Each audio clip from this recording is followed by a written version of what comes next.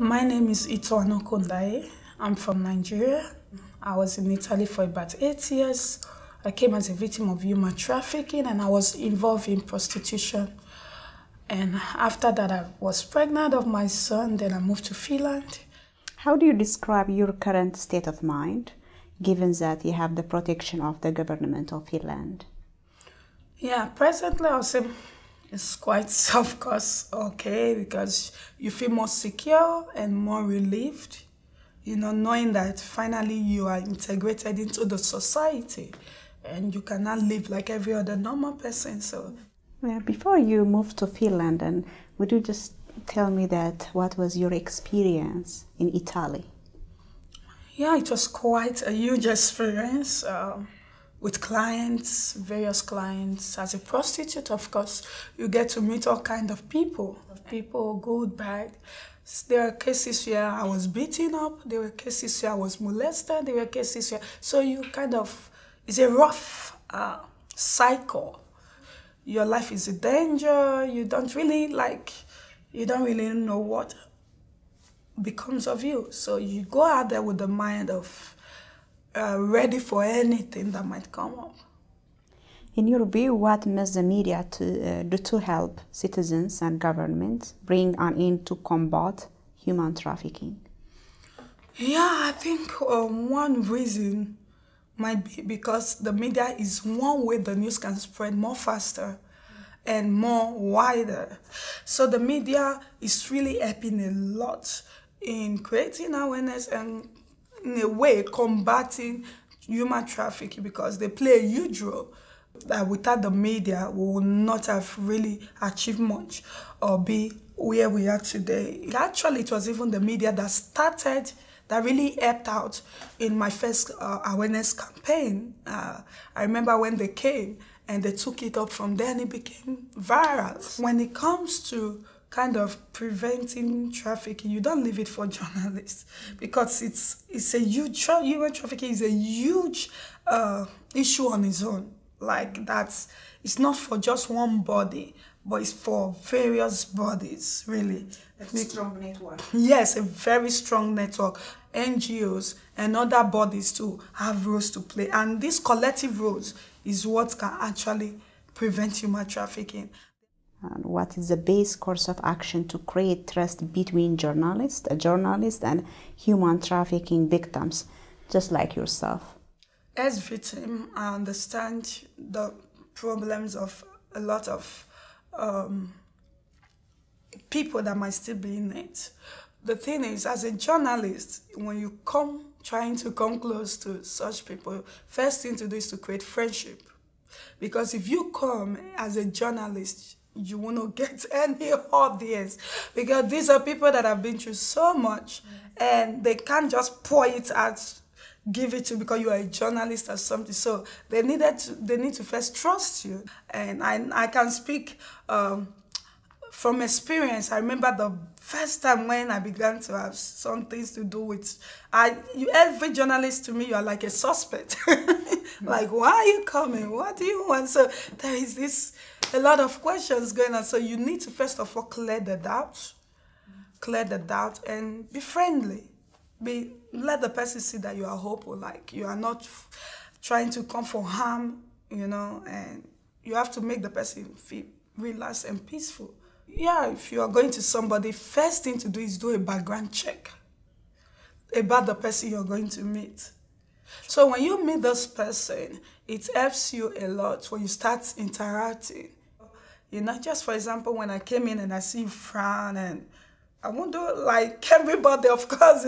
So you're kind of like, our approach, it matters a lot when it comes to victims and journalists, because when they hear the word journalist, they're already tense, they're already kind of scared, So you need to create that atmosphere to make them feel comfortable, to share their story with you. Yeah, do you have a suggestion for journalists how to approach who have suffered the humiliation of being trafficked by abusers? What should journalists take into account? Some things they should take into account is that you must know that those people, they are people that have been through a lot. They are so much hurt and wounds and pains. So when you are coming, many a times you are kind of like, you are a suspect. Okay. When you are coming, they want to see, first of all, your motive. Why do you want to do this? You need to make or talk with the person, try to explain what you want to do. And the reason why you are doing what you want to do, it already helps a lot in creating that safe and calm environment for the victim and for the person. What must not do journalists while covering human trafficking issues? I think some of the things you don't need to do is, when it comes to meeting with those victims, first thing the fear is the police. Okay?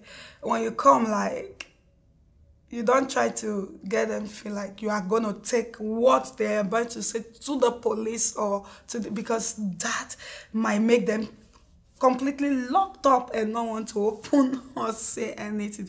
It depends on who you are meeting, actually. If you are meeting like a still victim, someone that is still involved, they might be a bit, kind of like restrained. So you need to know your audience. Who are you meeting? Is this someone that is still a victim or someone that has kind of like passed through the situation? And, like for me, I talk about it every time and everywhere because I've gone through it. I'm not an activist, and so it's more easy. But someone that is still in that drama, if you are meeting such a person, there are so many things to put in consideration because that person might still be going through mental drama, emotional drama, a lot of things I stayed. I remember the first lady actually that came many years back to see me. I was very hostile, like very hostile. Anything you do can easily irritate them. Like, okay, well, why are you asking these questions? And why do you want to know this? And so why is that? Because you haven't taken time to establish a kind of like, make them understand what you are doing. And just tell the person everything, then it helps. But when you come without letting the person know what you are up to, and you start asking questions, it creates a lot of... Yeah.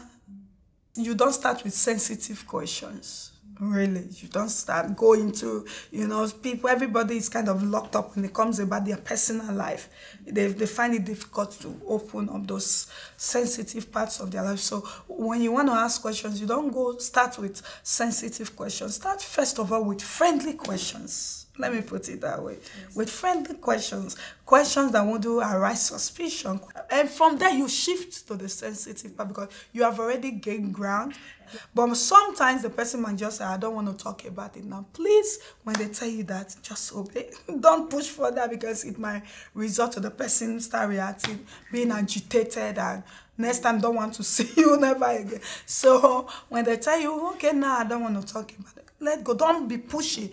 There are some people that are very like pushy. I think I had one journalist like that, and after the interview actually, and she called the other person we were together, like trying to push her to convince me to say something, or so don't allow the person to do that on their time and when they are convenient with it. Can you give us an example what kind of media reporting could put people at risk? Okay, this is quite interesting because, yeah, I know I've worked a lot with a lot of newspapers, TV stations, and so I understand many a times as journalists when we are writing stories, we want our stories to kind of sell and want our stories to be heard and want our stories to look, amazing. Yeah, I'm speaking from experience. But while doing that, you must consider something. You need to put the safety of the person first, not your publicity. You need to ensure that in doing that, the person you are trying to write about won't have any problem or be in any problem. So as a journalist, you must consider this very well, because many times this can cause problem, because if you write about the person and later the person go through it and find out that what you wrote, actually you either maybe you added to it or you kind of like twist it in such, it might create lots of problem.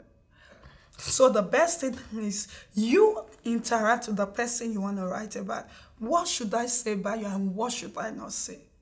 So you need to know. And many a times, like in my case, many a times after they finish writing, they always send back the write-up. Can you go through it to find out if there are things that need to be added or things that need to be removed? And many a times I give a confirmation and then it's published. Why? Because if you don't do that last check, the person you might end up having problem, because sometimes because of language barrier as well, when interviewing a person can also create some misunderstandings. Even the person interviewing you might be reasoning or calculating what you're saying in a different way. But as a journalist, why interview? Check for the safety of the person.